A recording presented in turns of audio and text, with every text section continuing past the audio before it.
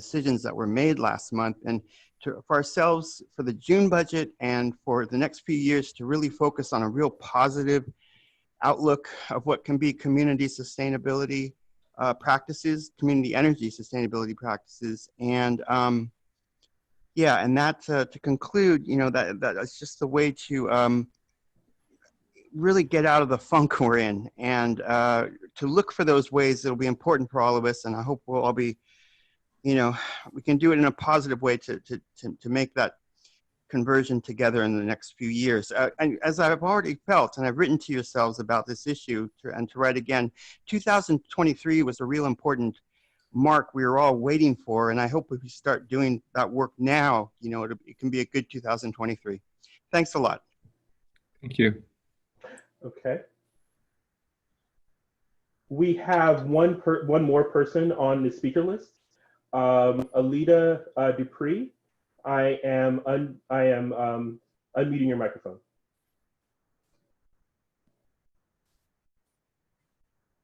Good afternoon, Chair Hernandez and members. I am Alita Dupree for the record. Let the record reflect that I am she and her. I've been following the work of this agency in earnest. And the work you've been doing is really, I mean, it's legendary. I've been exposed to public power much of my life. I lived in Memphis for 6 years, which has a city-run electric system. I've stayed in Los Angeles a number of times, and I grew up in New York State. My hometown is Albany, and we have the New York Power Authority, which powers many enterprises, public and private, most notably the legendary and historic New York City subway. And so when I came on one of my summer trips to Oakland in late May of 18, May 31, I woke up on June 1, and even though everything felt and looked the same in my hotel room, I knew that it was a very special day because East Bay Community Energy went live. And I knew that I had a chance to be a part of something bigger than myself. Even just paying rent on a hotel room and being a participant in public power. And I did go to your last board meeting, and it was a tough meeting, but a good meeting. And I'm very appreciative that you all put a lot of really big, heavy issues on the table. And it's right that we laid all those out on the table. And I think that we came to some good decisions out of that. And I look forward to us going forward. I want there to be a greater awareness of this program because not everybody is in it because it is a CCA. And I admit to you that in a way I don't have closure because the hotel that I stay at is part of a corporation. Their electric bills are probably paid at the corporate office. So I truly don't know if the hotel I stay at is a customer of East Bay Community Energy. I would hope that they are. So I would like awareness to be created so that way there will be connections as to customers knowing that the places that they engage with for goods and services participate in this program. So I look forward to this meeting and the continuing work that you do. Thank you. Thank you very much for your comment. I think you're really saying who's in, what public places are using East Bay Community Energy. Thank you for your comment. Okay. That's it for public comment. Perfect. So the item number 3, approval of minutes from October 11, 2019. Any comments or concerns about those minutes? That'll take a motion. I'll move approval. Second. Thank you. All right, roll call vote. Hayward? Yes. Oakland? Aye. San Leandro? Yes. The motion passes. Thank you. Item number 4, review draft budget for fiscal year 2020-21, informational item. Staff.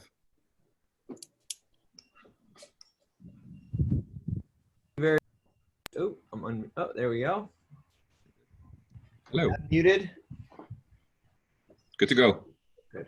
Okay. Adrian, are you gonna pull up? Yes, yes, I am. I'm pulling it up right now. This is the PowerPoint that came out early morning last night. Yeah, PDF doc. Perfect. Got it up. Okay. Well, let's just hold on. We're just waiting to pull it up. Just want to make sure everyone can see in the public. Yes. Great. Thank you. Great. So what we have here is our fiscal 2021 budget. What we're going to do is provide an overview of this initial draft budget. Walk through some of the underlying assumptions that that sort of drive these figures, and then discuss the impact of new communities. So we have Tracy, Pleasanton, and Newark, and what that impact will be. We have broken that out as a separate line item because the board has not yet approved the specific timeline for bringing those communities on. So we wanted to present it as a standalone, distinct line item. And then we'll be talking about some of the risk factors that we're facing and how those risks could potentially further affect our budget. And then finally, talk about some of the mitigation strategies we have implemented and we could continue to pursue. So, Thank you. So what we have here, and Adrian, Adrian, why don't you stop sharing? It might be easier for me to share from my screen, and then that way I can drive. I don't have to tell you to scroll up and down. Okay.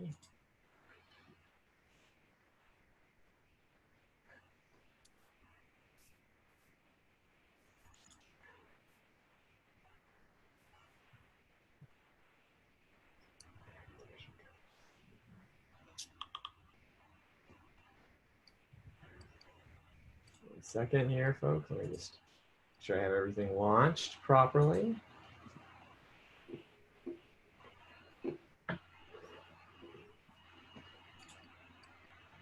Sorry. Okay.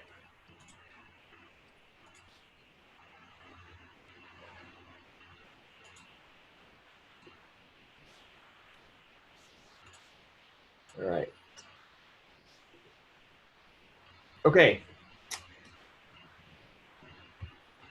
So what we have here is the high-level overview with the comparison between 1920 versus 2021. I think the bottom line, and we'll get into the specific line items, so I'm not going to talk about each of the revenue line items, the energy operations, or overhead operations line items here, but I'll just get to the bottom line. And that is this budget, this draft budget as presented, would reflect a roughly $1 million of net income at the end of the year. I think given all of the variability and unknowns, I think we view this as effectively kind of the presentation of what constitutes what we would hope to be a balanced budget. So revenue, generally speaking, is equal to expenses over the course of the fiscal year.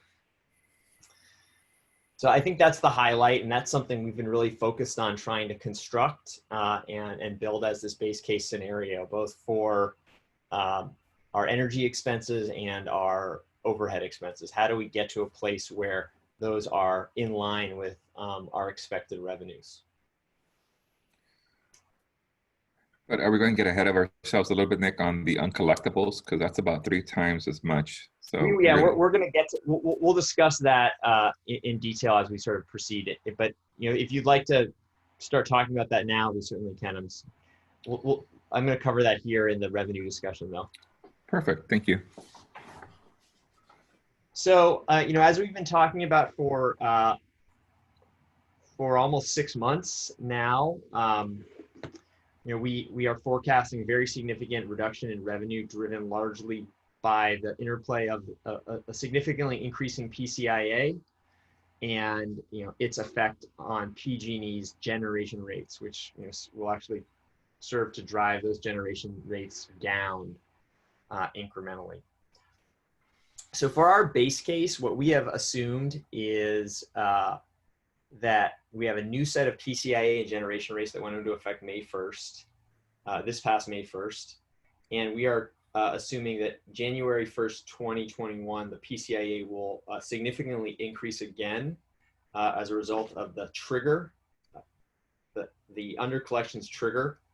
And that will sort of push the PCIA up by another more or less a penny. In May, it went up by ½ cent. So in total, it would be going up 1.5 cents, which is roughly 50% increase. So you layer that significant increase with the increases in gen rates that occurred in May 1st, 2020, which are modest. We do expect there to be some incremental increases in the gen rates that offset some of the reductions in the gen rate from the PCIA that will also occur in January 2021.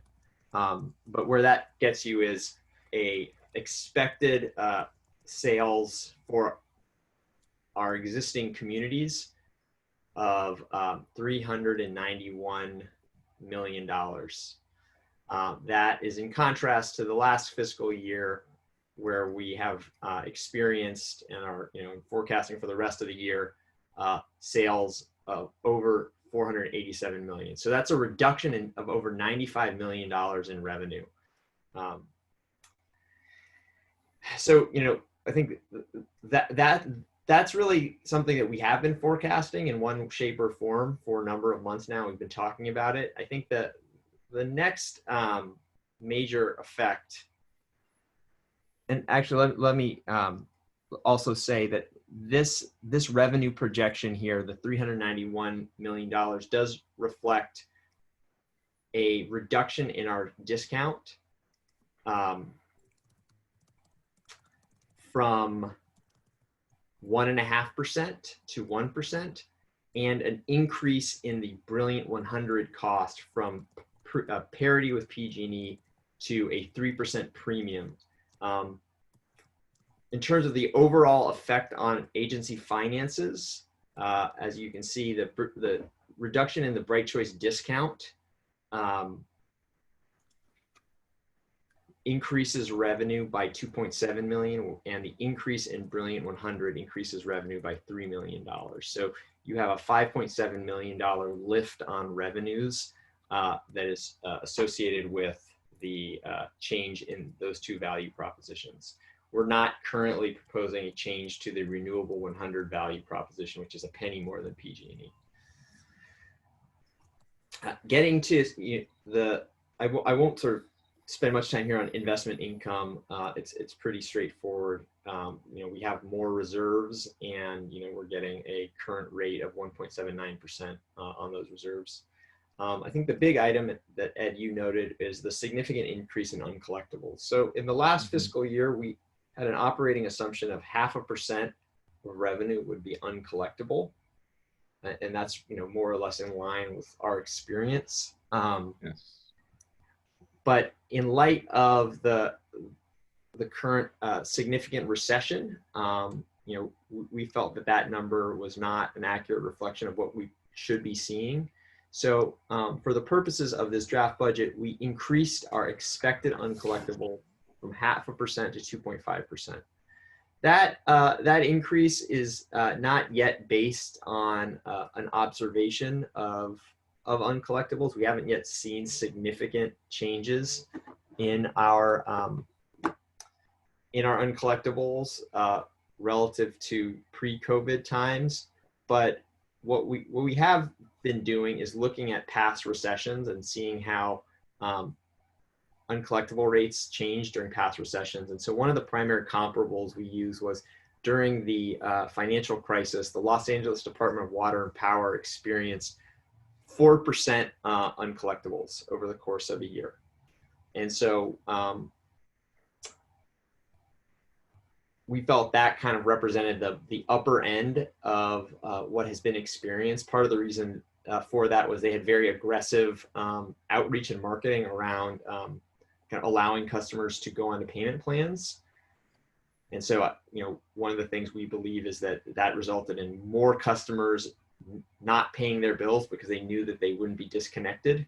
And as significant balances accrued, people just were never able to get out from under the debt that they owe. And that drove those high levels of uncollectibles. So I think for the purposes of this budget, we think 2.5% is a kind of a reasonable assessment of what uncollectibles may be, recognizing that 2.5% is going to be wrong. It's going to be higher or lower than that. And directionally, it's very, very challenging to know exactly where we're going to be. So with that in mind, we chose that 2.5%.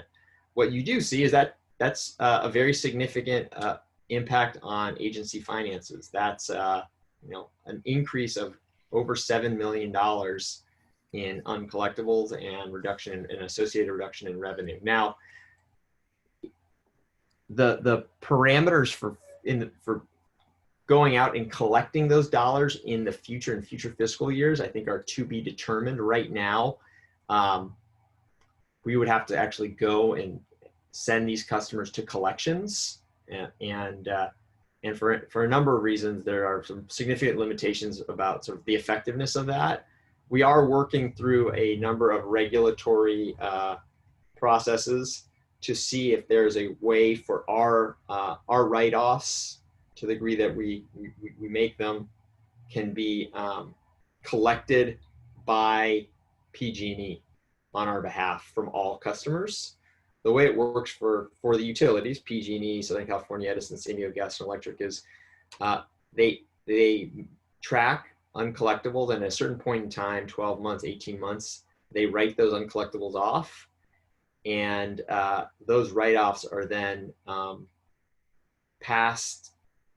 then collected from all customers. So all PG&E customers pay us a small charge to reflect the write-offs that PG&E had to make. And so I think one of the things we're looking at is there a way for us to participate in that process as well, which would give us some guaranteed recovery of our uncollectibles. But given that that's a really uncertain regulatory outcome at the moment, we think the conservative thing to do is just assume that we are going to experience significant uncollectibles in the next fiscal year.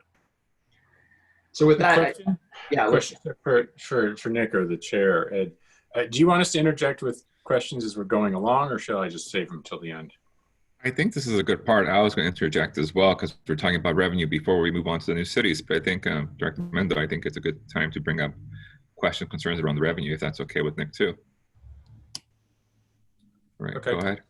Yeah, thanks. So I noticed that the rate increases for Bright Choice and Brilliant 100 are quite incongruous.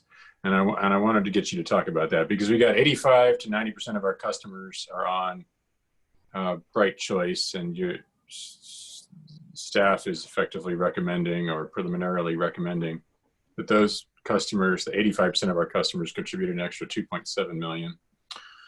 While the 10 to 15% that are on Brilliant 100 will be asked to contribute an extra 3 million, which is extraordinarily disproportionate. So talk about the logic there.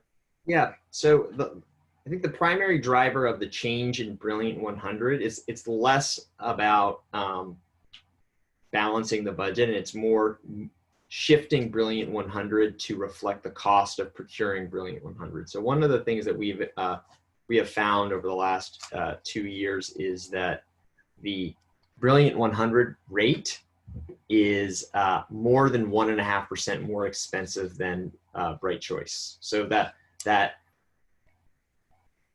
incremental carbon-free energy for Brilliant 100 is more than 1.5% more expensive, whereas they're priced at only a 1.5% difference. And that's driven by a number of factors. One is because our carbon-free product is truly carbon-free, so it doesn't include, say, like an ACS, which is a lower cost form of large hydro. The procurement has been more expensive for Brilliant 100 than we had originally forecast. So part of the shift to this increase relative to Bright Choice and relative to PG&E is seeking to reflect the true cost of Brilliant 100 in the rate.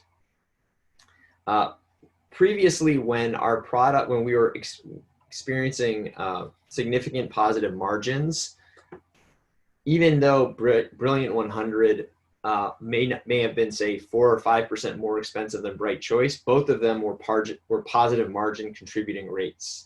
So from a policy standpoint, we say, hey, we're willing to accept that Brilliant 100 has lower positive margin contribution, but it still has a positive margin contribution. What we're experiencing now is that at price parity with PG&E, Brilliant 100 is a negative margin contributor. So we are potentially in a position where we're increasing our revenues from that rate do not cover our costs.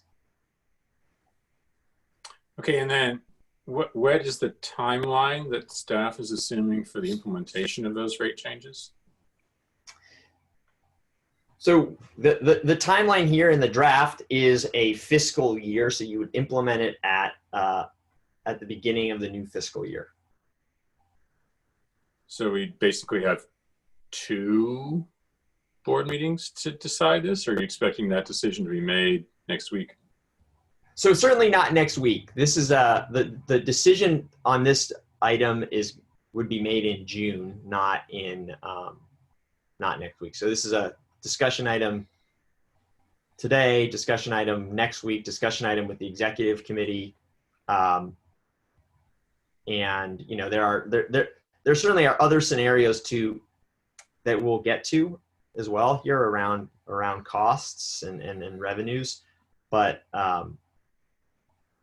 we wanted to present this today just to start to socialize the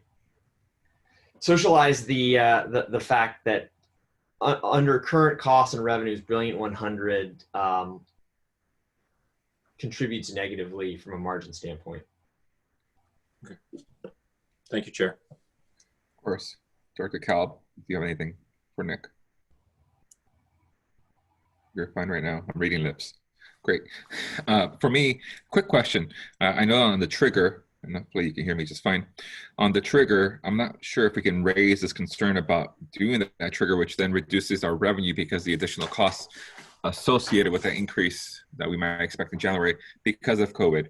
And if we're expecting these defaults and the reduction in generation rates by PG&E, therefore reducing our revenue there as well, we have this sort of trifecta of COVID, defaults, and reduction in generation rates. We should maybe be considering talking to the PUC about holding off on this trigger because of this crisis. Is that something the staff has been talking with the PUC on? Yes, we're having a very active dialogue with other CCAs and the CPUC about the implementation of the PCIA and measures to take to smooth future increases of the PCIA out. We are also having discussions with legislators as various COVID relief efforts are being considered, thinking about how could we include solutions for some of these challenges.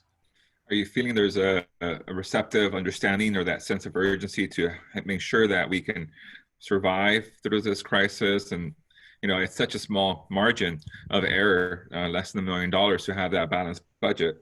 It seems like it can go really vastly if you go to that 4% threshold, that you mentioned, the uncollectibles, there we're in the red by at least a couple $1 million. So, then we would have to cut further. I mean, being able to do a full cost recovery, maybe on the Brilliant 100, I think would be sensible. So I just wonder what that would look like, because I think I'm also hearing that we're losing money on the Brilliant 100, even though it's cleaner, it's at a premium. And I think there you have mentioned that 1% discount, or is it something else? A 3% discount. Yeah, so a 3% premium for Brilliant 100 and again, the base case that's here is a 3% premium in Brilliant 100 and a 1% discount for Bright Choice. And where are we to be break even with Brilliant 100? So our expectation is, part of what we were trying to construct here was a balanced budget, right? And granted, there's fluctuation, and so we have there's $1 million of flexibility. But I think what we said, with a couple $1 million one way or the other, you're probably in the margin of what a balance of close to being in balance. And so these were the steps we built into the base case to get to this balanced budget: reduction in discount, increase in Brilliant 100,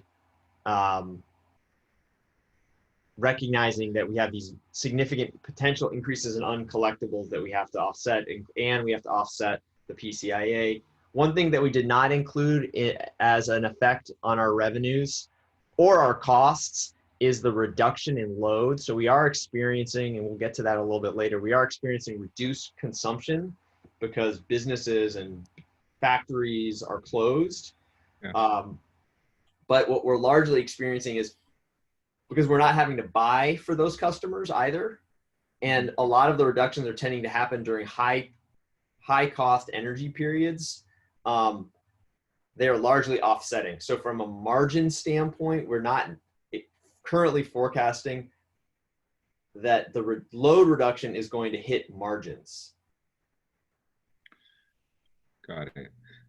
So we would either have like a conservative approach here at the 2.5 and these various discounts, but it can be more pessimistic, this budget, but it could swing $1 million positive, make it negative.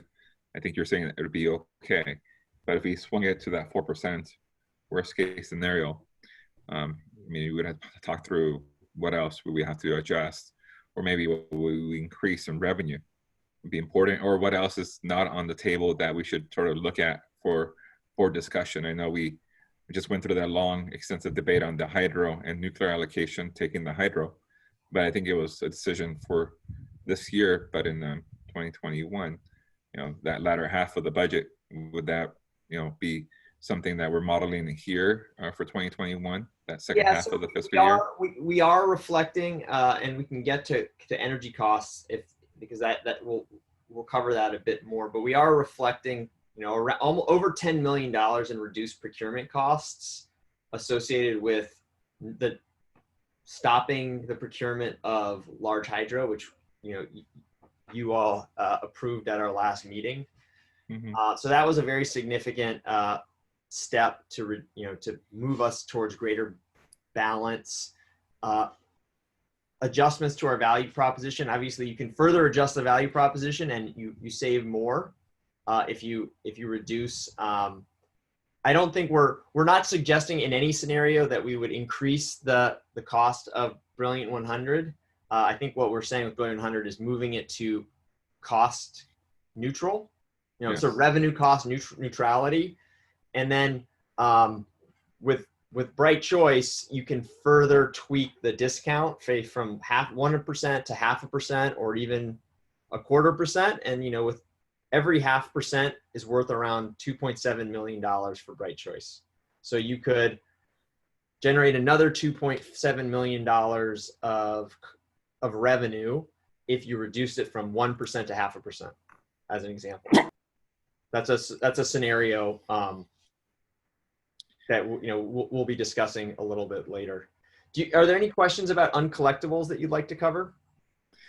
I think you discussed that a little bit about that program with possibly partnering with PG&E and that write-off.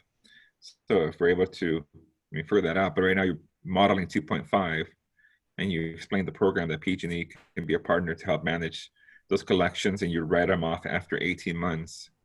as well, but you would try to work with them because you also have Sacramento that partners with you. Isn't that another facility, or is it you're switching over to PG&E with the collections?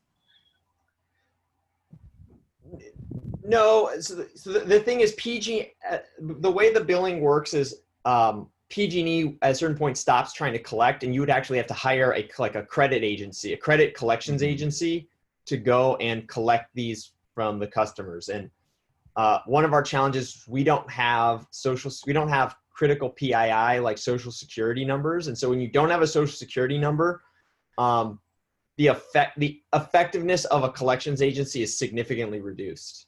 Mm-hmm. Is that a policy, or is it just other CCAs don't have the we just don't have process? it. No CCA has, we are not given that information by PG&E. That's just that's by rule. Okay. Okay. Any other comments? Go ahead. Shall I move to? Yes, please. I don't see any other hands. Next, we have new communities, and so as I mentioned at the outset, we didn't include new communities in this draft budget because the board has not formally approved a timeline for integrating the new communities. And so obviously, as you can imagine, that matters quite a bit, you know, like how many months you're serving them, how much revenue, how much cost you incur. The analysis we've done, though, suggests that the optimal time to integrate the 3 new communities is April. That is because April and May is when you start to switch from winter to summer rates for commercial customers. So you actually generate more revenue. If you recall, we launched in June because you want to launch sort of late spring, early summer to maximize your revenue in that year. It's also April, May tend to be times of very low energy costs. You know, it's abundant wind and solar, moderate temperatures. And so it's a kind of high revenue, low cost period to launch. And so it's an attractive time to start integrating new customers. So that's our operating assumption as we're looking at the integration of new communities here. So as you see, assuming that April launch, the new communities for April, May, and June would generate $13.4 million in revenue and at a cost of $9.5 million. Generally speaking, we don't actually expect these new communities to require significant incremental overhead costs other than some incremental marketing and outreach. So like we have to do customer notifications and, you know, advertising and outreach events, but you know, we're not adding new FTEs. We don't expect to significantly use outside consultants beyond what we're already using for our existing customer base. And so, and there are some incremental data management costs as well. So, you know, more accounts that we're billing, you know, they each get charged an amount. So what we're projecting is a positive contribution margin from the 3 new communities of 3.4 million. Now, you know, what I will say is this is quite uncertain because we haven't procured energy for these customers, and so this is all based on the current forward curve for energy for, you know, that first half of next year. We are expecting to come in the next 2 to 3 months to the board with an action item to finalize that timeline for when we would start to integrate the exact time frame for integrating those new communities, at which point, you know, we would start locking in some of those energy positions. But again, overall, we feel like these new communities do bring positive contribution, financial contribution to the agency. So I think that's very positive, because if they didn't, then I think it would be more challenging to think about integrating them. Correct. Questions from the committee? Yeah, I have one. Thank you, Chair. I think you might have answered it, but I don't want to assume here. So the margin for our existing customer base, if you look at the total revenue minus total energy costs, the margin's about 6%, not including overhead. And then the margin for the 3 new communities is about 40%, which is just obviously hugely different. I'm guessing, based on what you were just describing, that most of that differential is due to the fortunate timing of the 3 months of the new communities, and that we should not expect a full year of those 3 new communities to continue to have that 40% margin or difference between the costs and revenues. Can you talk about that? Yeah, so I think that that's right. So the timing matters a lot, and bringing them on during high revenue, typically January and February to some degree as well, are actually fairly high energy cost months because you see a lot of heating load. And so natural gas prices tend to be higher, which then sort of flows through to higher electricity. You also see high electricity demand. So, and you're on winter rates, right? So you have low revenue, high costs. So we're avoiding that dynamic for these customers. So that there's a structural one-time benefit of bringing them on in April. Because we're largely treating these as we're not spreading our fixed overhead across this new revenue for the purposes of this assessment, because we're only attributing the incremental overhead. That helps with margin as well. So a little, but it sounds like the bulk of the difference is the timing. And so the only feedback I'd give to you and the rest of the team there is that when we present the decision, to the board, that you might want to provide not just the 3-month cost benefit, but also a full year, so that people don't misunderstand that that's going to be a huge boon to the bottom line for a full year. It's going to be a much smaller incremental benefit, and that should be made clear somehow. And that's what we have done. I think for our internal analysis, when we've been looking at timing for integrating them, we've been looking at a full calendar year, the full calendar year effect. Okay. Part of the challenge is that there's at some point in 2021, you'll have a new PCIA and new PG&E rates. Oh, I understood. It's all going to be, it's a lot of guesswork in there, but just to not give people the impression that we're getting 40% margin for those 3 new communities over a full year. That's right. What I'll just say is, I think what we found is slightly higher margins for these customers than the average customer, largely, again, driven by the fact that a lot of our overhead is fixed. Right. Okay. So overall, it's a positive contribution margin, not a negative contribution margin, but you're right. 40% contribution, 40% margin is not what we would expect steady state. All right. Thank you. Thank you, Chair. So that's where we are there for new communities. So next we can go to. Can we hold on 1 second? I have a comment or a question about that, if I may, unless our Director Calv has any other questions or concerns. He's okay. So I just want to piggyback on that. So I think we have fixed costs and variable costs. And then I think they're talking about some additional increased margin because maybe there's a savings there or not as much cost of energy for those new communities. I think for me, it'd be good to see those fixed costs in some kind of relative manner. Is it per megawatt or per community? It's almost like I want a community like a business unit you're serving, and what's your fixed costs and what's the variable costs, and understanding that these new communities, you're only adding the variable cost, which then shows a better margin.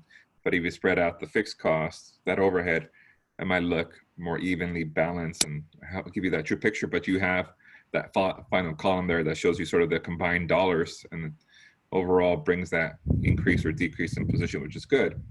I have 2 questions though.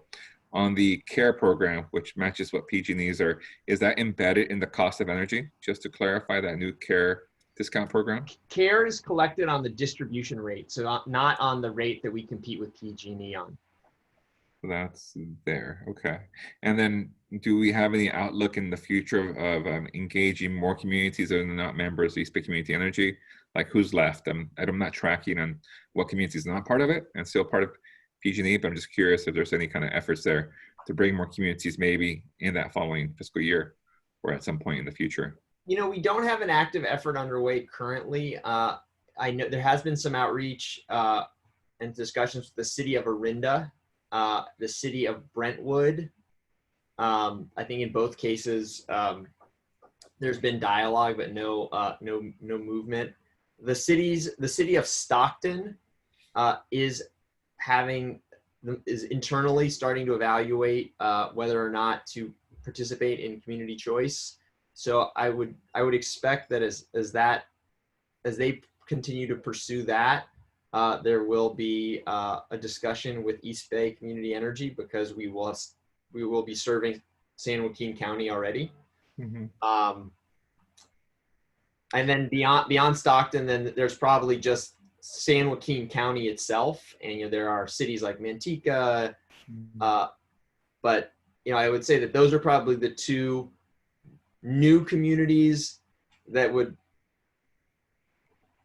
make the most sense in a way, because we are already serving one city in San Joaquin County, and typically there's a lot of value if you're going to serve having one CCA serving an entire county.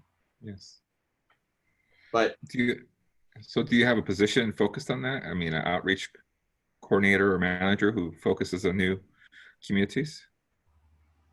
We do have a staff person who did that for our 3 communities that we're going to be integrating. We have not had him focused on further outreach for the time being. Predominantly because the feedback we've gotten is those communities are sort of still in the evaluation stages. Okay.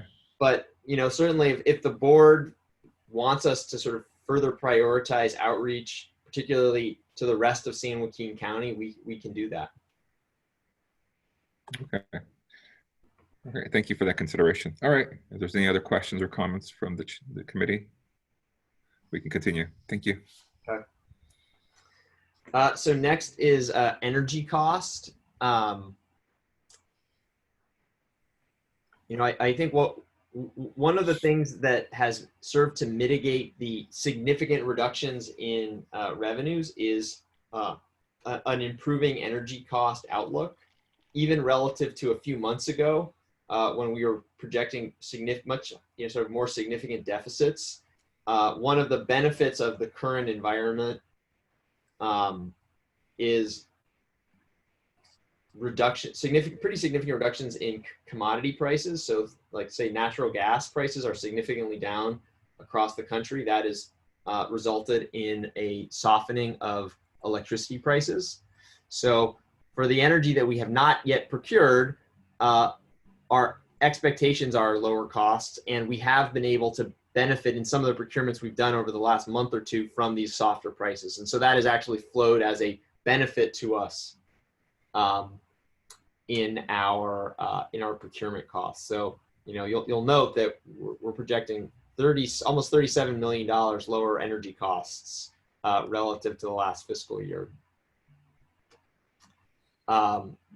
Some of that also does, a big chunk of that though does have to do with the fact that we're not going to be producing large hydro. So, probably 33% or so has to do with what the decision the board made last board meeting around the Bright Choice power content strategy. All right. Do we have any comments from the board? Let me. So you have more. There's that. There is as you'll note, there's an increase in our data management costs. Some of that has to do with continued growth in new accounts. So we just you're slowly seeing built some new accounts coming in, so that's increasing those costs.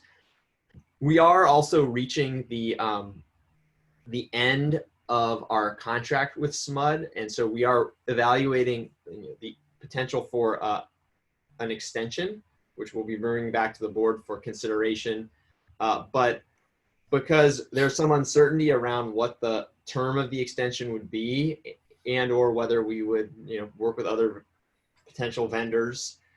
We have put in a placeholder that would assume some increase in the cost of data management and billing for the second half of the fiscal year if we were to, negotiate a different kind of contract with SMUD or go to a different vendor. So there's some, I will say that the data management costs here probably reflect a conservative view of what our data management costs will actually be, but we wanted to make sure that we're reflecting what, kind of what a worst case scenario there would be. So that's the rationale for the almost $1 million increase. The PG&E service fees, there's a schedule that those increase by every year that is set by the Public Utilities Commission. So that $143,000 reflects that schedule. And similarly, the increased scheduling is just built into our contract with NCPA. There's a very small increase in those costs.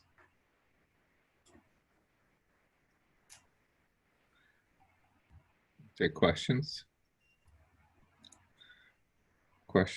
If we were to do an extension for the SMUD contract, would you envision it be 6 months? And would you then thereafter look to go to market and see what other vendors have to offer, either through an RFP or RFI? Do you think that's something that staff would look at? Or, because I know at the last audit discussion about that, there was some concern about the data integrity with SMUD. So I'm just trying to understand if there's mention or interest to look at another alternative provider for data management, who would be out there? Yeah, so I think what we're looking at right now is, we're working, evaluating options with SMUD. Our procurement policies don't require us to go back out to RFP if we were to extend the contract with SMUD. So we have the ability under our current procurement practices to extend that contract. So that's sort of where we're starting. In parallel, we are having dialogues with other providers, just to make sure that if for some reason we were not able to arrive at an agreement that the board was comfortable with SMUD, that we wouldn't be left with no vendor at all. And that additional $1 million delta for data management customer service, I mean, some of it's variable to the new communities, but is it mostly more of a heavier lift in managing or working with those accounts? No, I think it reflects a higher cost per meter, largely. So as an example, if we were to, you're going to see some variable pricing between a shorter or a longer term extension. So if you were to do a very short term extension, you likely will pay more per meter per month than if you're going to do a longer term contract. And so I think what we're reflecting here is what we think the high end of that range is going to be. And if we can come in under that, then that's a good thing. And did you want to share preliminary how long of the extension you want to have, or you want to wait to a further discussion for that? I think we'd like to wait for further discussion. I think we're having a dialogue, and then we will come back to the board with sort of our assessment of those options. Perfect. Thank you. Okay. And so here we have our overhead operations. So we're generally seeing parity between the last fiscal year and this fiscal year. The two major areas of increase are personnel and local development. So we are projecting a modest increase in our local development budget relative to the last fiscal year, and we are we do see a rising personnel costs. Those rising personnel costs are driven by sort of, I would say, 4 factors. One is the addition, some limited additions of new employees relative to what we have today. So today, our current budget, we have approval for up to 37 positions. Some of those positions are not yet hired. But we are, in this budget, we're projecting 2 incremental hires beyond the 37. So we want to hire to the 37 level and then add, actually, I'm sorry, 3. So hire to the 37 and add 3 more. So it would be a 40-person overall head count. So there's some increase in cost there. And then we have wage increases, 3 drivers there. One is a cost of living adjustment that's based on the Alameda County CPI. That's 3.5%. There is up to roughly 3% built in for performance-based adjustments, and those would be in the form of bonuses to staff across sort of a gradient. And then finally, an allowance for promotion. So there's sort of a general bonus that a staff person can get in their position, but then, you know, we may want to promote an employee to a higher position, and in that promotion there needs to be an allowance for a higher salary level. So that 9.5% reflects the COLA, the promotions, and the performance-based adjustments. And in total, that plus the 3 new FTEs gets you to $878,000 increase in personnel costs. That's largely offset, though, by significant reductions to our marketing outreach budget. That's largely driven by a shift from mail to electronic communications. So in the last year or so, some of the rules have been loosened by the California Public Utilities Commission and allow you to avoid sending 2 or 3 pieces of mail to every single customer every year for compliance. For some, they're now allowing some of the compliance documents, which are really not that useful from a customer communications and outreach standpoint, but they're allowing us to email those to meet the compliance requirement. As you can imagine, if you can avoid 500,000 mailers, that's a pretty significant cost savings. We are expecting, and this is, you know, to reflect cost cutting, reductions in advertising and sponsorships. So we're just planning to do less of that. We have not included the new community costs here. As you know, as mentioned earlier, that is included in the new community portion. And one other thing is we have, I know, had an active dialogue about transitioning over time to an Alameda County call center. We do not include incremental costs associated with call center development in this fiscal year. I think our thinking there is whether we move to a third-party vendor in Alameda County or we have an internal call center, either way, that's going to be a significant effort and expense on our part. And given the financial challenges that we're seeing in the coming fiscal year, we feel like while we can continue to make progress down that path of coming up with a plan for an Alameda County call center in this fiscal year, I don't think we feel comfortable to, you know, going and spending the level of resources that would be necessary to actually implement it in this fiscal year. So we are looking to defer that to the next fiscal year. So that results in, you know, almost over $750,000 in cost savings. We do have reductions in our legal, policy, and regulatory. Again, those are just cost-cutting measures. We've asked all of our functional teams to seek to reduce their overhead budgets by 20%. So that's what these largely represent, those 20% cost reductions. Less reliance on consultants, choosing to do less overall stuff, and really focusing on things that we must do, must have. The one area where we are projecting an increase, which is in our other professional services category, we actually do have an overall reduction, but we have a new line item here in that, which is the development of a customer relationship management platform.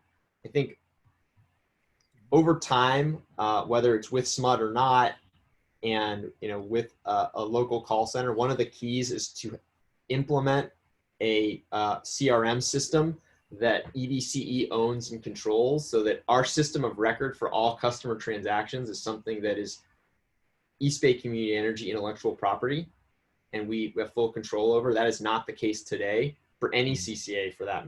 Actually, no CCA owns and controls its system of record.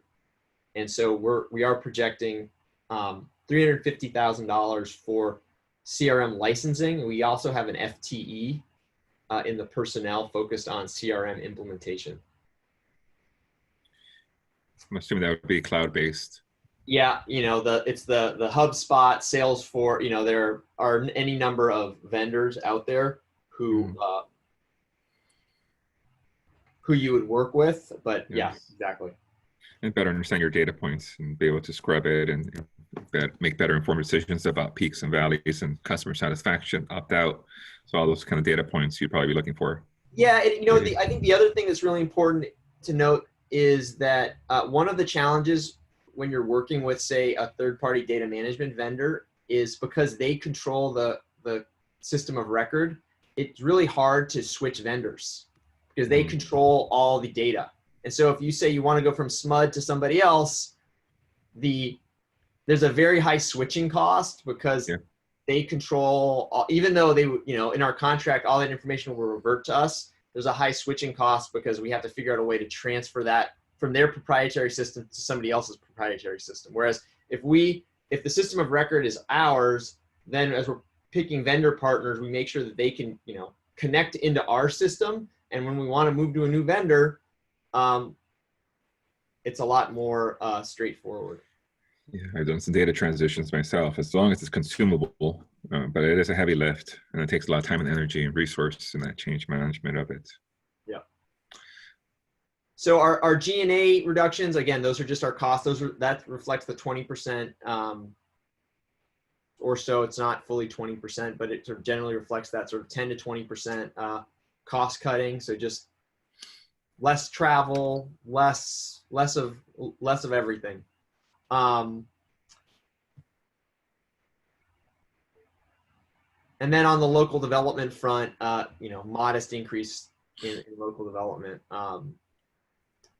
So I think a big chunk of the local development spend last year and this year is focused on electric vehicle infrastructure incentives. And so when we get to some more discussion of that, not necessarily today, but at the board meeting next week, we'll sort of highlight where those dollars are going to be going. Any other questions on this from the board or the committee? I think that was a thumbs up. And Dan, please. Dan? Yeah. So we've talked about this already, but I just want to make sure that when this comes to us, we're going to see different options, different scenarios for us to consider to get to our essentially a balanced budget. And you said that already to me, but I just want to make that clear that it wouldn't be helpful. It would be nice. It would be fine, but it won't be helpful really to just say, here's the one scenario or combination of things that we're recommending, and that's all we got. We need to see different things that we could pull in and pull out. You'll have your recommendation as to what combination of things is what you suggest, but we need to be able to see other, So Dan, would you like to see more options when it comes to things like overhead? I was referring to the whole thing. Okay, but I understood, and we'll do that. But specifically on this set of costs, would you like to see scenarios for personnel scenarios, marketing, et cetera, or is it okay to come with sort of the primary staff proposal on this particular item? Well, okay. So I'm looking at the bullet points here. Personnel costs increased due to additional hires of. Okay, there's new FTEs. That is what it is, unless we're going to cut staff. But then it says the 9.5 wage increases, the COLA promotions and performance. Is that something that you feel is like? I mean, how much of that is? It's not 9.5 seems like a lot in a given year. Well, it's not guaranteed. So 9.5 is 3.5 is is the Alameda County CPI. 3% is to reflect a performance-based bonuses that would be in the range from between 1% and 5% for all the employees, but on average, you would expect that to reflect 3% of wages. And then there's an additional 3% that's in there to reflect the fact that there may be promotions in the organization. promotions that help with retention. And I get the promotion part, but given where public jurisdictions are now heading for now and for the next year, maybe 2 years, it's hard to really know, and how many jurisdictions will be, including the state and my city and others, will be asking for kind of give backs or delays in any agreed upon increases. It doesn't seem in tune to think that we are going to be giving people a cost of living and a performance-based increase on top of the cost of living all in 1 year. I don't think that's consistent with what we're seeing now and going to be seeing for the next several months in terms of public sector here in the East Bay. Well, I think generally our comps are not the public sector in that way, though. If you think about what we really compete against, we are a competitive energy supplier that has to compete with largely private sector entities for employee retention. We do not provide the same level of, I would say, sort of certainty of employment that you might get in a traditional public agency. And so with that in mind, I think it is really critical for us to continue to offer competitive wages with our comparable set. And given the fact that as an agency, we are putting forward a balanced budget, I would say we are in a different position than, you know, say a city that is looking at a 20-30% deficit. I think this would be a different dialogue if we were looking at a deficit. In a deficit scenario, then I think we would be needing to think about a different approach to dealing with wages. I understand that the financial impact of our current situation in the state, in the Bay Area, is not the same for us as it is for cities or counties, but it's not going to be rosy necessarily. It's clearly not going to be rosy, as we've already seen and coming up, whether it's slight reduced expected income because of less usage or the PCI or what have you. So I just feel that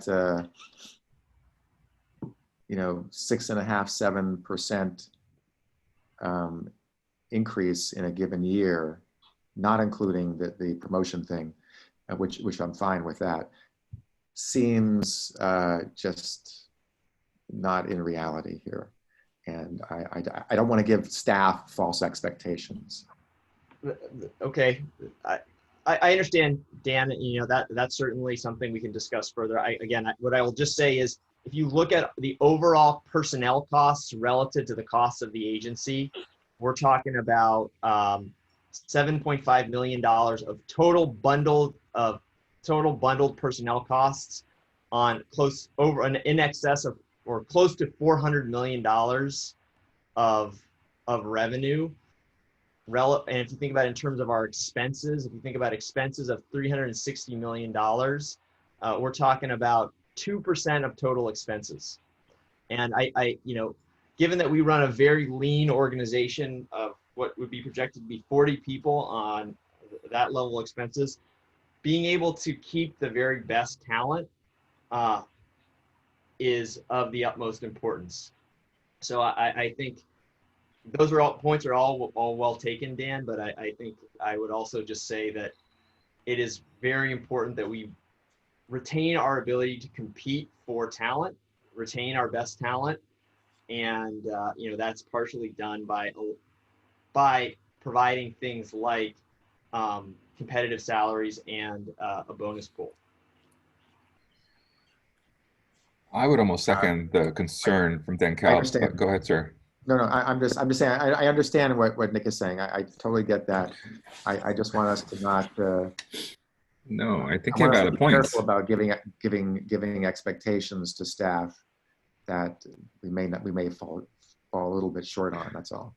Well, I think you're on the right point. I mean, even though I have a private role, I don't expect a bonus this year. I expect the company to be surviving in this crisis. And yeah, maybe I'll get the cost of living adjustment.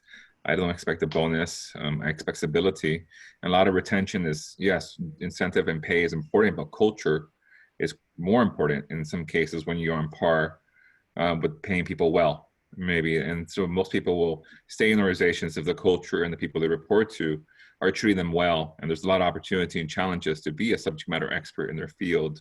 So I think with that, we can't just depend only on the comp strategy, but almost that I would recommend holding off any kind of full-time employment, adding headcount until we know what's going to happen maybe in January of next year with any kind of PCIA changes or adjustments. So I think I heard there is a big trigger in the amount of revenue that would bring in, and I hear that we're the 2% threshold, 2% amount on overhead is much smaller. But I also work for a $5 billion company, and I'm not expecting me to make hundreds of thousands of dollars. It's sort of market based, right? So 400 million, 5 billion. So I want to get 3 times or 4 times as much. It's still going to be market based. And I want to make sure you have that information, that you're doing those comparative analysis of what is fair, or maybe more aggressive to keep certain people who are really doing well. But I'd almost hold off on those FTEs and really consider any kind of bonus programs right now, although you can put them in your pocket. I wouldn't really want to bring them forth because I want to really see what happened to our actuals. I mean, I'm seeing the budget, but I don't see actuals for the budget to really see me the fiscal year difference. Like, okay, what did you budget last year? What's the actuals this year, right? This is the budget next year. And I think you have to build that bridge more. And to Dan's point, I think you want to show a little bit more detail, but I think you're doing a good job summarizing it because we deal with sort of this public reality and perception that, yes, maybe East Bay Community Energy isn't the same kind of entity, and we are not a government agent, but it's pseudo. Feels like, because we have these represented individuals of government entities, and people expect it, just like public comment is expected here. So the perception would be like, well, I'm hurting. Why is government not hurting too? And although I heard you say that you're not government, I get it, but you have government representation. Those are your directors. So I'd almost want to try and hold off any kind of FTEs unless sort of the is there, and try to minimize that wage increase to maybe 5% at most. And so I think it has to be more conservative until we have more information and really look what the year brings us into our balance. Because for me, in my city, yeah, I'm gonna have maybe a $12 million deficit, but at least I have money in the bank, $40 million reserves. I'm gonna cut half of it. It's gonna go towards cuts, and maybe the other half is gonna come from reserves. So it goes back to the kind of reserves we have, and being cautiously optimistic, but being cautious to the concern that Director Kyle's bringing as well.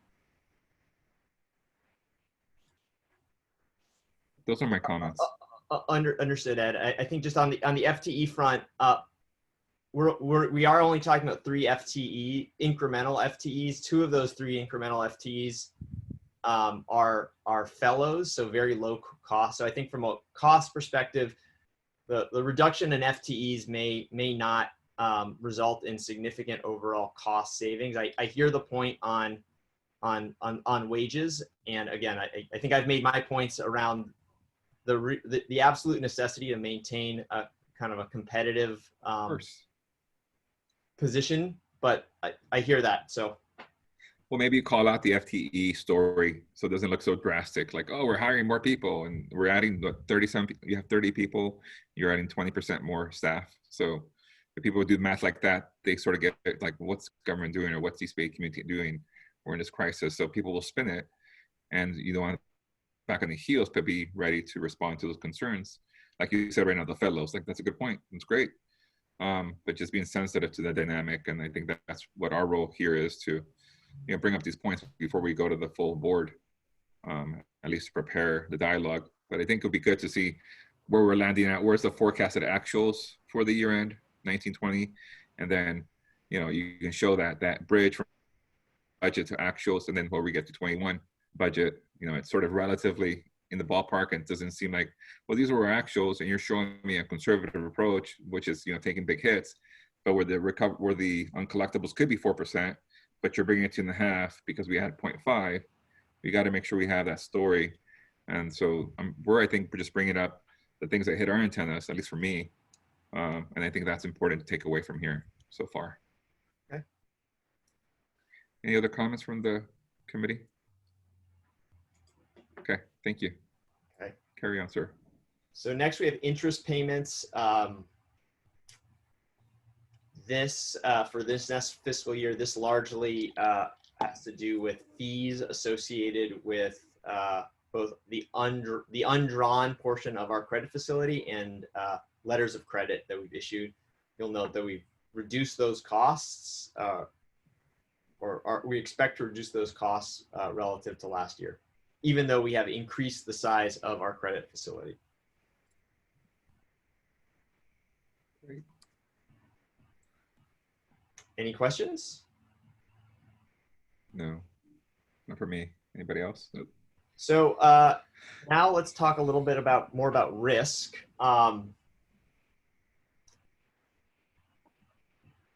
So, you know, one risk that I did highlight was the load risk. We are seeing a reduction in overall energy consumption. I think in general, those project that reduction. We are expecting more or less an offset in costs, so that the overall net effect is muted. Obviously, that's not necessarily going to be the case. One of our challenges is it's very hard to project what the continued change in load is going to be. And so we've laid out 3 potential scenarios that we're looking at. One is a quick, kind of the status quo, which is a quick reversion to pre-COVID load. And that is the basis for our current budget. We look at a moderate load decrease. So, you know, kind of a 6 to 8% in the near term months, with the peak, which is, you know, the amount of consumptions during the very highest usage times, reducing by 10 to 15%.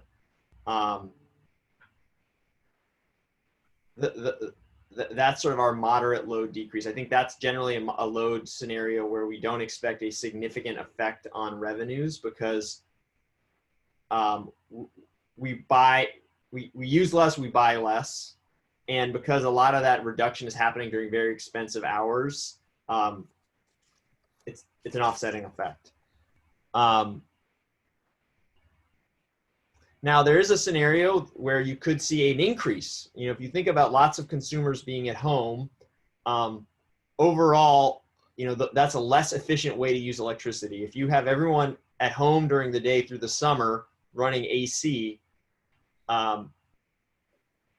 that is a, you know, on a per person basis, that is a less efficient way to cool than being in a big office building. So there's a scenario where we start to see some business and industrial load coming back, but you still have lots of people at home. You may see actually kind of a bump in consumption as a result of the kind of a mix of business opening and continued shelter in place and work from home.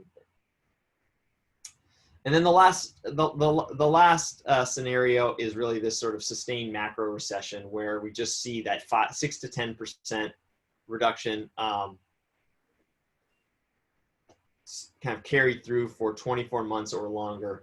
I think one of the key takeaways is, you know, again, just to maybe reiterate, is that those decreases in costs are pretty proportional to or decrease in usage are pretty proportional to the decreases in costs. Can we hold for a second? I think I saw. Yeah, I do have a comment when it's time. Hi, this is Dan. I think I'm back. Just for a second.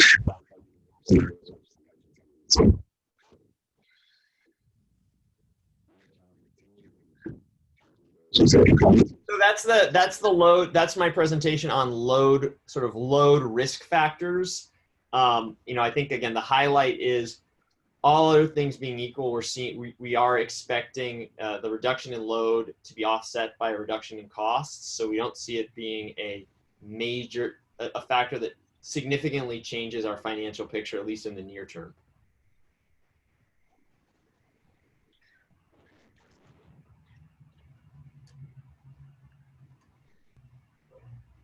Okay, then let me move on to energy market risks. You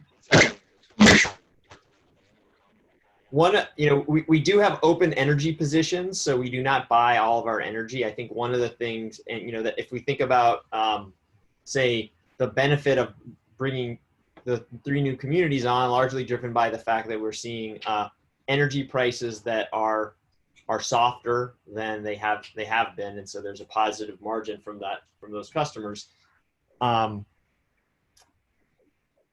We're in there's so much uncertainty in the current environment that that is leading to volatility, and that volatility, you could see spikes in commodity prices because you have less investment in new natural gas drilling, and so there actually becomes a quick shortage. You could see prices spike, or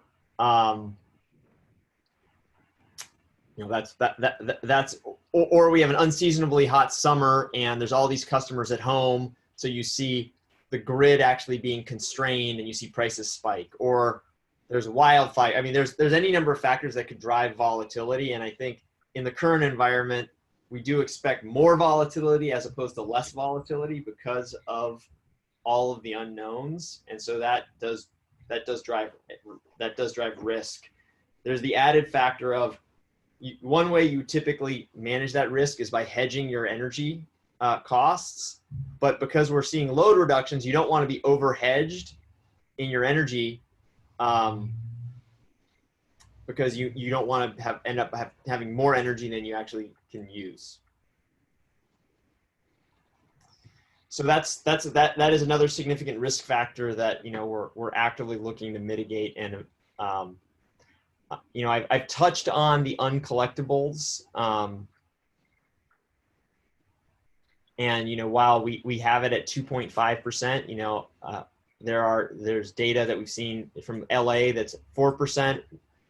There are some data points that suggest you could have up to a 6% uncollectibles rate. We just don't know. Some of the major activities we've undertaken to mitigate these risks, are: one, we're marketing a very aggressive campaign to encourage customers to sign up for CARE, which gives a 20 to 30% reduction. So how do we make energy more affordable so people continue to pay their bills? We are also working with PG&E on marketing of payment plans. I think one of the things we look at here also is trying to put in place a regulatory construct going forward that allows for CCAs to have the same kind of certainty that the utilities have in being able to collect these write-offs in the future from all customers. And I think overall, the fact that we have such a strong financial position, in excess of $100 million in the bank,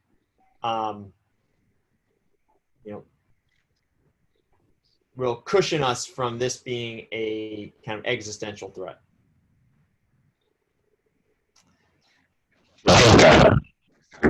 So, we do have opt-out risk. That continues to be a risk factor. I think one of the major things we do around opt-out to mitigate our opt-out risk is, continuing to maintain a positive economic value proposition for our customers. So the fact that Bright Choice continues to be a discount to PG&E, I think, is our single biggest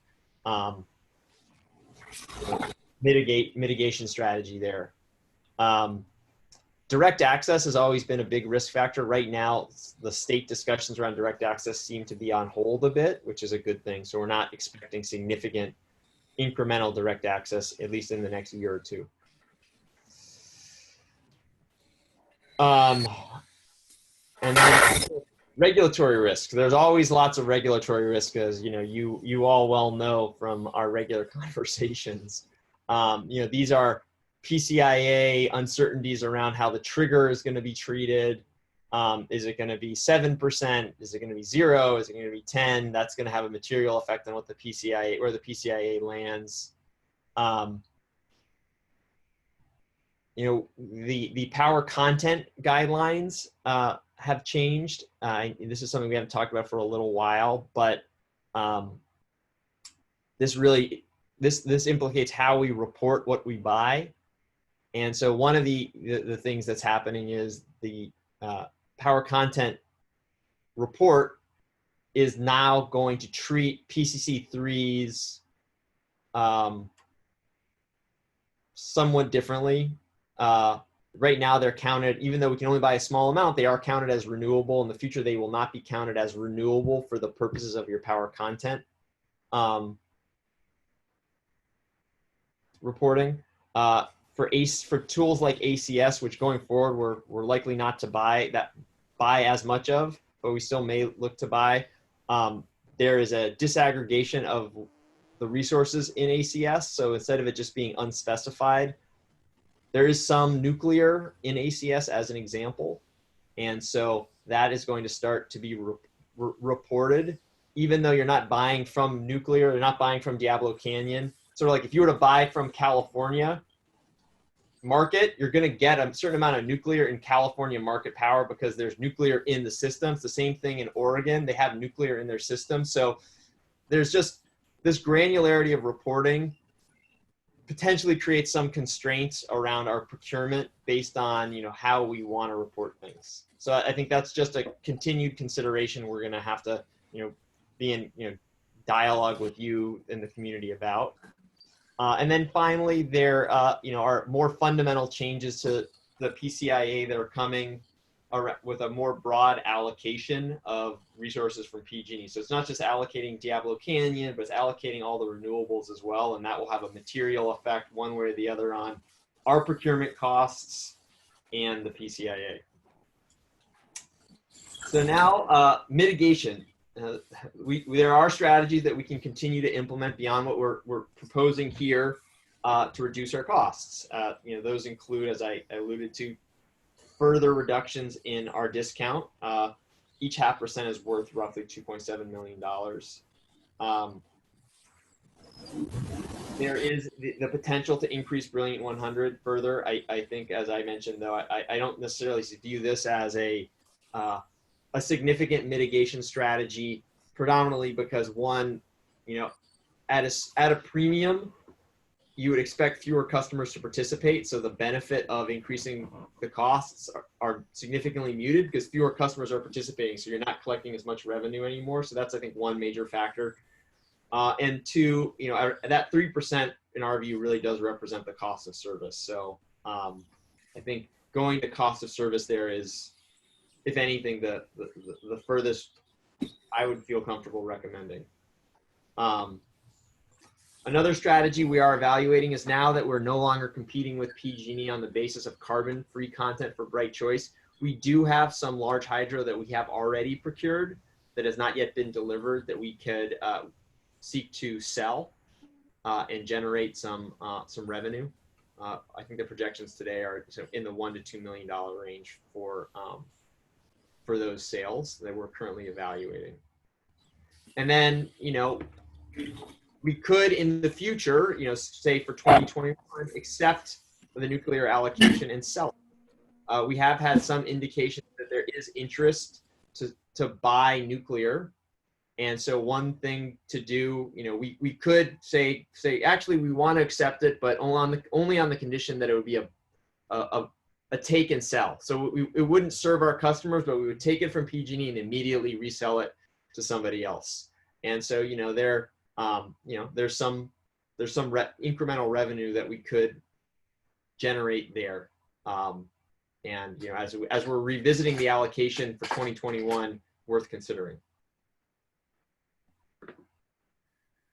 Great. So that is that. Okay, any other comments? Can you hear me okay or no? Yeah, okay. Yeah, you were pretty staticky there for a while. So, but okay, now. Perfect. Any other comments from the committee? I would just add that last item, the reselling of the nuclear allocation. Yeah, I don't know. My colleagues may wish I didn't bring this up, but it's like, basically, if we don't do that, then we're giving $2 million to PG&E in effect, and because they can go and sell it, and that value stays with them. I don't know why we wouldn't capture that value instead.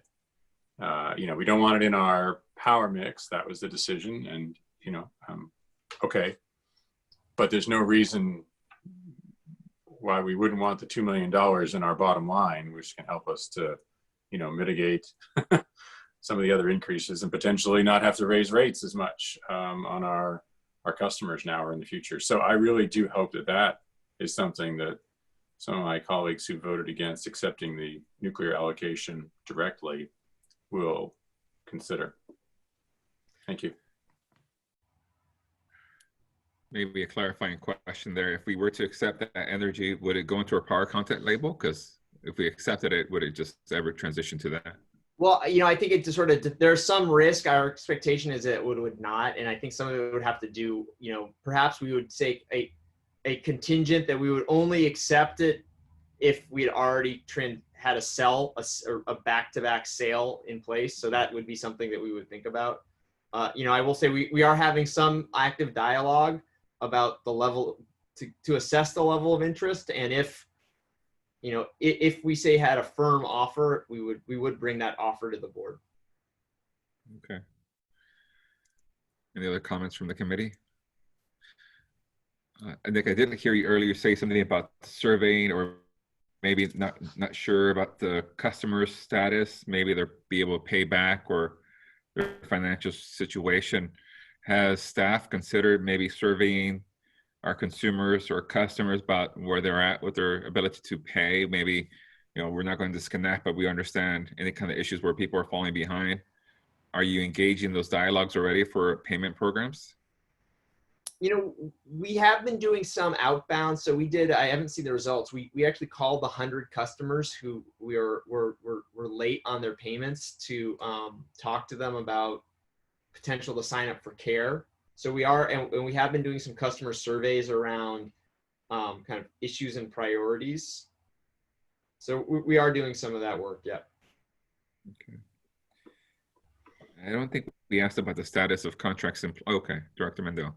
Yeah, no, I do have one other point I want to raise, and I've touched on this in past meetings, but since it's coming up quick, I want to articulate it again. So if the Brilliant 100 becomes a premium product that costs more than PG&E, then we need to have a discussion about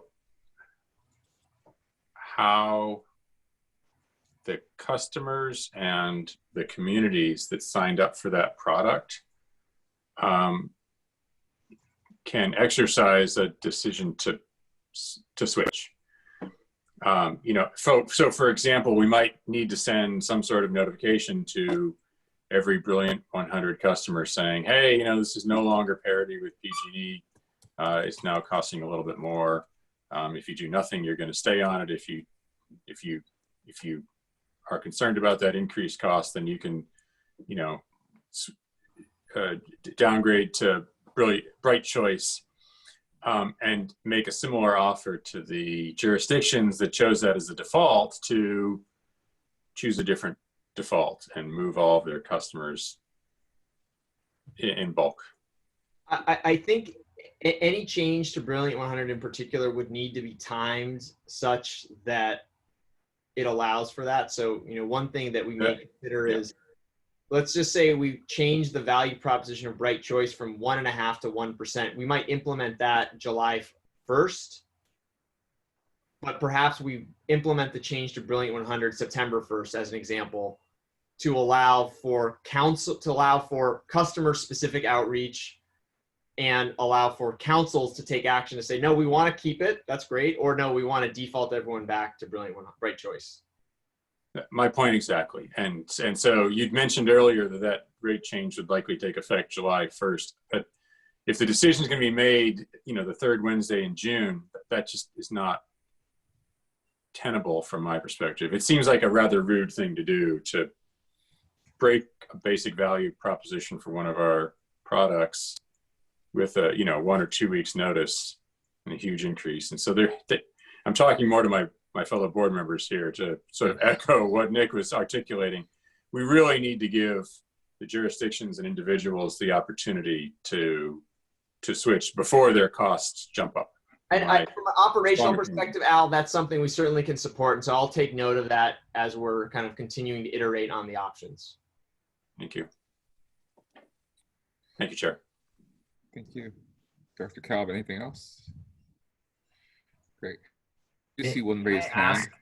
May I just Howard, ask go ahead. quickly, this is directed to all the board members, but maybe specifically to Dan, since you had raised the question of, or noted that, wanted to see multiple scenarios. Part of the reason why we laid out some of the risk mitigation options was to, obviously illustrate what some of those options are. Are there any that you or other board members would highlight for us to consider? Because, we can spin our wheels quite a bit when we trying to put together various scenarios. But if there are some that you want to specifically point us to say, hey, present a scenario that looks kind of like this, that would help give us a little direction to help bring those up. Otherwise, our intent was to sort of just kind of lay out line item, like, these are some various areas that we could, improve revenue or expenses. So that maybe would be helpful. Mr. Chair? Please. Yeah. So thank you for that question. I recall, it must have been like a year ago, or I forget, when we had a financial presentation to the council, to our board. I believe you all articulated like 3 categories of things that would play off each other. There was personnel, there was the rates, the value proposition, the rates, and what was the third one? Why am I missing that? What was the third one? The power content. You mean the cost of different options of buying Yes. energy, and that okay. So all 3 of those, not in the same degree, but all 3 of those play off each other. If you do a little more here, you could do a little less here, right? So in each of those 3 categories, we would want to see. I'm just spitballing here. I imagine we would want to see a few variations. That if we did this variation here, we could do less over here. We could do more here, we could have more money for a local development program. But if we don't do that kind of thing, and more of, I'm not being very specific, but those are the 3 categories you told us. No, the third was programs. Was it in programs? Yeah, I think it was local development, but we can go back and look at that. But throw out that idea a little bit is, you could not reduce the discount and spend less on local development, or those are 2 say trade. Right. And I'm not trying to telegraph my thoughts as to where I want to end up, because I don't have a place to end up yet. But I do want to just see, okay, we could keep it at 1.5. We can go to 1 for Bright Choice. We go to 0.5. All those things have dollar amounts, and all those things force us or allow us to make another choice, or that's whatever that is. And so I just want to see those trade-offs in front of us with the estimated budget impact that would result from those trade-offs. Okay, that makes sense. And at least what I'm hearing from you is there's not 1 specific or 2 specific areas that you'd really want to see. It's really about seeing some different options. So look to staff to sort of, think about that and present some, some reasonable. Yeah, and not 47 options, obviously, but, just a handful. We do this in Oakland when we have our budget every couple of years. The administration puts in, here's, a whole variety of other things you could add. This is how much they cost. If you add that, you got to take away something else. So, yeah, that's what I think we're looking for. I'd add to that if I could, Chair. Yes, please. Having a specific, one of the mitigation measures, a reduction in the local development as an option, that should be there. I mean, that was something that has come up before.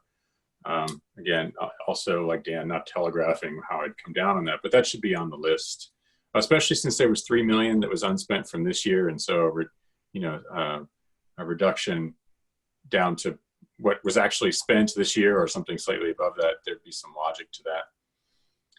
And then the other thing, I keep thinking this, and I don't know if it really falls into mitigation potentially. But if we're seeing a lot of volatility in energy prices, if there comes a time when the prices really drop in the futures market, and there's the potential for ECE to lock in very low prices that are significantly below our projected costs, then it would seem logical for staff to be ready and poised to do that. And I think our guidance is like 60 to 80%, 6 months out, but maybe that needs to be, that range should be higher if there's going to be a real opportunity, and lock in, $5-10 million of savings, unless our demand drops 20%, right? Or some crazy thing like that, which is highly unlikely.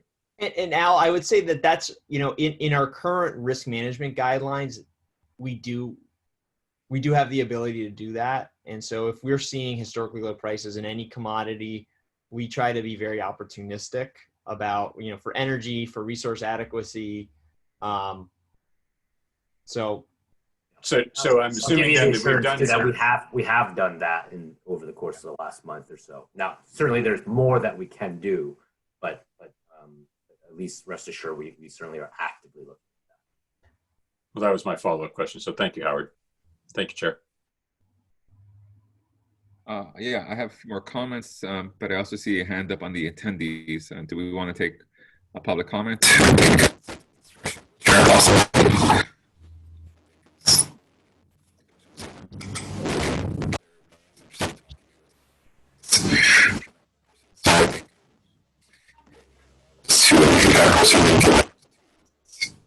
Ed, we're not able to hear you if you were speaking. Oh.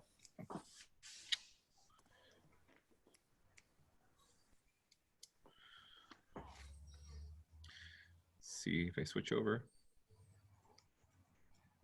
We can hear you clearly now.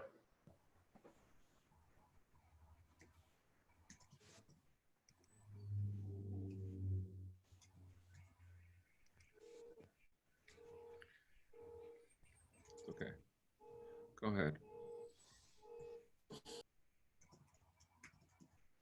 So I think we didn't hear your last instruction there, Ed. So I think you were calling for public comments, but that's when the static kicked in and we couldn't understand you. I'm on that phone. Can you hear me again? Yes. I was going to say, can we maybe take the public comment speaker? Sure. Thank you. Sorry about that. We have Blair Beekman we have two people on the speaker list. The first person is Blair Beekman. I'm going to unmute him now. Thank you.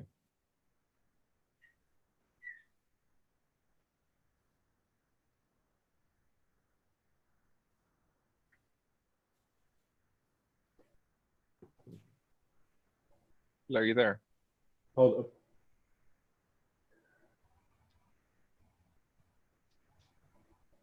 Hi, can you hear me?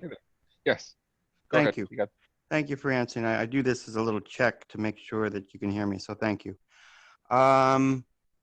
This was a very informative meeting today. Thank you. These things are new to me, and to learn how you're going to work, it's nice, or how you're attempting to work. And I find it very, I guess the word is transparent. It's a great word to create, a great way to create transparency with the community. I guess I had a few, I lived in San Jose for the past few years, so I have a bit of understanding of how their community energy can work, but I'm not very knowledgeable. I lack a lot of depth in how to better talk about things. And, I hope you can have patience for that.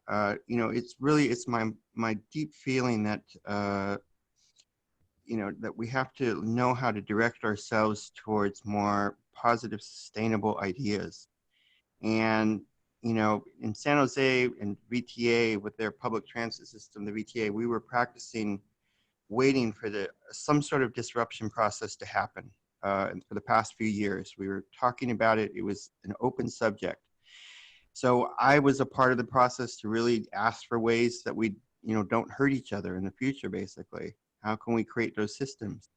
So, committing ourselves, not just in this June budget or whatever problems the June budget will have, but into the next few years, I can't emphasize enough that we really focus our thoughts towards and work towards solar power and that kind of positive energy, sustainable energy plans. And I think it will just give us a much better frame of mind how to consider things. And, that has to be our focus into the future. And I think in San Jose, I felt the year 2023 was an important year for themselves in what direction we'll be really headed towards. And so I think that's upon yourselves too, that you know what that time can be about. And if we have good practices now and despite this COVID, and really, not dilly-dally with,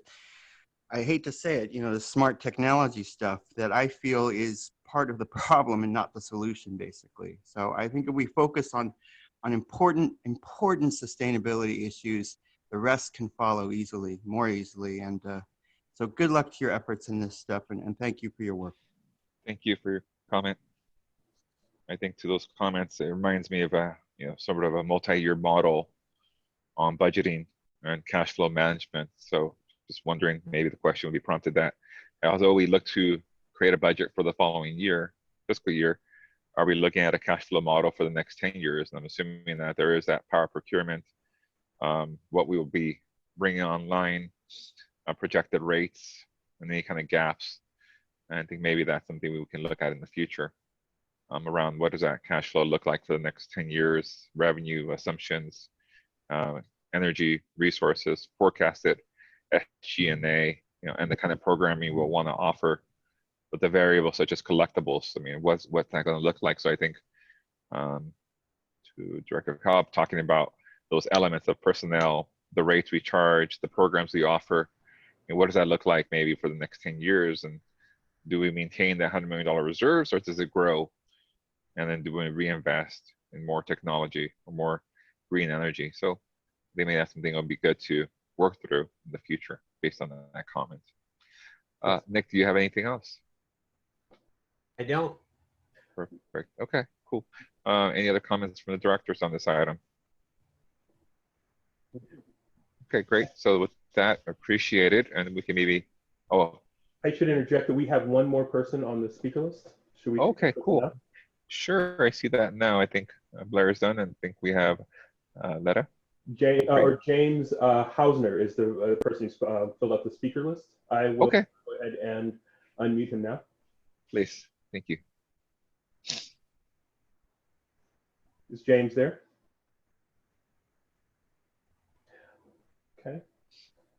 I have not received speaker slips for Alita Dupree to speak on this item.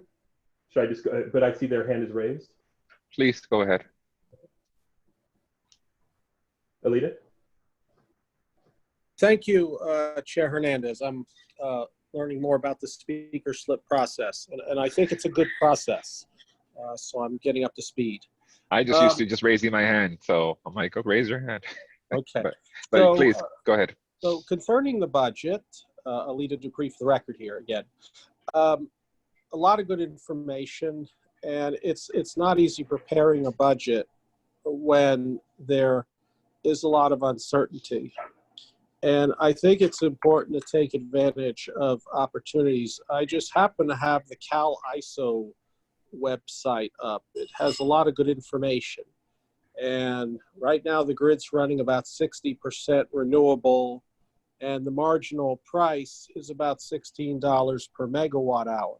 Now, of course, things are much more complicated than that. I'm seeing a lot of curtailment in the system of renewables. So hopefully we can budget into some opportunities that will allow us to buy more renewables in our area. subject to grid constraints, of course. As far as the nuclear allocation, right now I'm neutral on it. I'd have to study it. As far as maybe there is $2 million that can be made on it. So definitely it's worth the study. We don't want to leave money on the table, obviously. Hopefully it doesn't pose risk to our brand. Hopefully it doesn't involve in another meeting where there's a lot of acrimony out there from the speakers. That can be really stressful trying to have a conversation about that, but I think it's important that we do. So really it is about opportunities, especially as we don't know what summer is going to look like, because while air conditioning is going to go up, there may still be a lot of businesses that are not going to be turned on. So let's continue this work, and I look forward to us refining this budget and bring it up at the board meeting. Thank you. Thank you for your comment. I see that James Hausner has rejoined us. So if I could allow him to speak. Yes, sir. Okay, can you hear me, Adrian? Yes. All right, and you'll reset the clock for me. I appreciate it. Yes. Jim House. Oh. You got muted.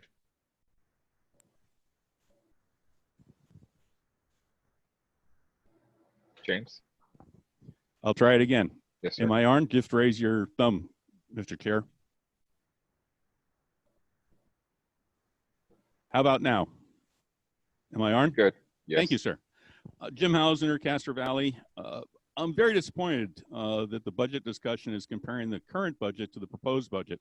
I believe there could be much greater transparency and effective decision-making by the board by showing expenditures to date. As an example, the FY19 to 20 July to November actual shows personnel costs to be 24% less than budgeted. Did this trend continue through to the third quarter? Why? And then also, will these dollars of this trend continues through the fiscal year be rolled over? I disagree with the concept of a 9.5% wage increase. I wonder what other consumers on a fixed income, which includes me, would think of this. Each of you on the board are elected officials. What would the employees of those agencies think about this? While listening to you, I heard the comment about what the CPI is, and I went to the Bureau of Labor Statistics, and the CPI for the San Francisco, Oakland, Hayward area, non-seasonally adjusted, is 1.1%. That was the May 12th, 2020 news release. Is there a listing of each FTE by position and salary or salary range? If so, how do I get a copy?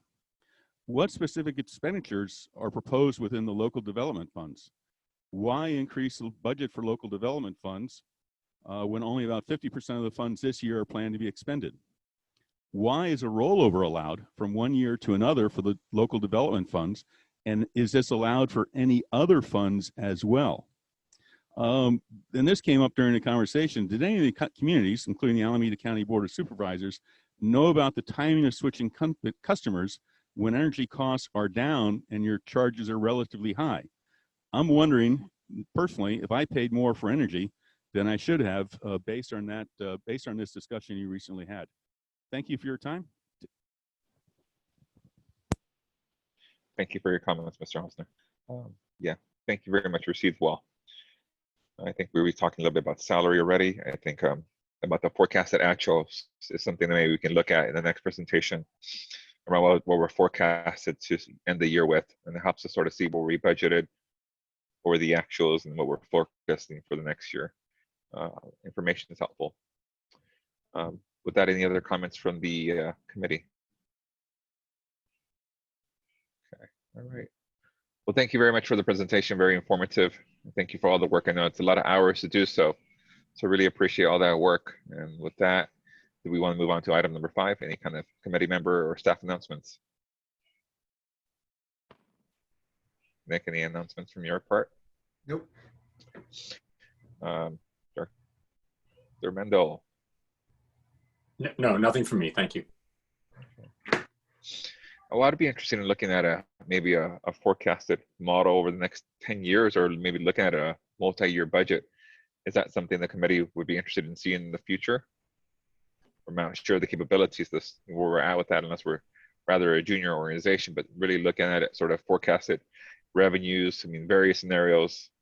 I know I brought forth an organization called Management Partners to help me build for the city of San Leandro, build a 10-year cash flow model with the various variables. I'm not sure that's something that I would be interested in seeing here for future committee agendas. Just really looking at it sort of a long-term perspective. I don't know if this organization's over there yet, or we want to focus more on the year-to-year basis. And I'll just note that the biggest challenge we have for a multi-year budget is because our rates are based on PG&E's rates and the PCIA, and we have no meaningful ability to forecast that beyond 1 year. I can give you a 3, 5, 10-year forecast, but the level of accuracy is going to be such that it's not really useful to make decisions based on. So that's the challenge. Do you think it's something that might be helpful to do once we get through this PCI business? I mean, the working group and everything else, maybe a year from now, something revisit? I think, I think we would want to do that as soon as we can reasonably, rely on the outputs. So, I think we're constantly trying to develop multi-year forecasts internally. And I think as we develop a multi-year forecast we're comfortable with, we would bring that forward, but we still don't have one. Understood. Thank you. Any other thoughts or comments? A brief, they might be here with the directors. Okay. All right, just note it that I just brought up the question and the thought, and appreciate Nick's response to it. So hopefully we can look to that in the future. Any other announcements or items for consideration? All right. Okay, so with that, we'll adjourn to Friday, June 12th. And we're going to forecast around the same time, 3 o'clock then.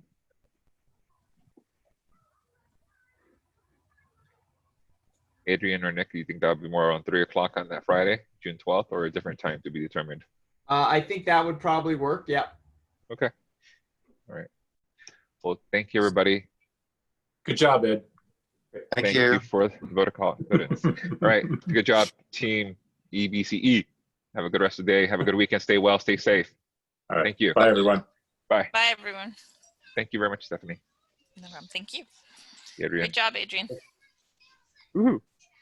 Get out of the office. All right. Thank you.